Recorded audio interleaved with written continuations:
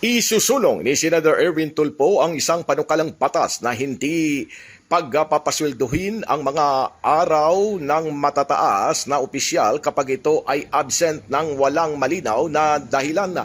Ayon kay Senador Erwin, kasama sa panukalang batas ang Pangulo, Vice Presidente, Senador, Congressman at iba pang mga related opisyal, gabinete, sa cabinet secretaries at department heads. Paliwanag pa ni Senador Tulfo na nakakahiya naman anya na yung mga ordinaryong government employees ay walang sweldo kapag absent, pero ang mga opisyal kahit ilang linggo o buwan na absent, may sweldo pa rin sila. Kasama sa panukala ni Senador Tulfo ang hindi pagbibigay ng mga allowances sa mga opisyal na absent without proper leave.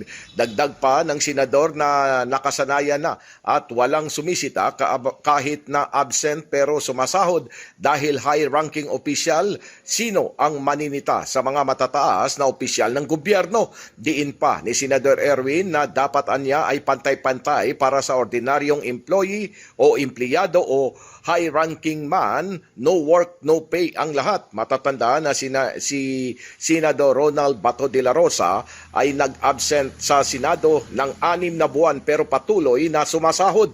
Kaya naman nang arestuhin si Senador Jinggoy Estrada noong nagdaang buwan, siya mismo ang nakiusap na putulin din ang pagpapasahod sa kanya. Binigyang diin pa ni Senador Tulfo na saludo naman umano siya kay Senador Jinggoy Estrada na bagamat hindi pa naman convicted, pero dahil hindi na siya makakapasok sa Senado, nagkusa na siya, nagsabi na huwag na siyang pasweldohin. Pilipinas, mula sa Senado, Silvestre Rambulabay, Radyo Kayumanggi.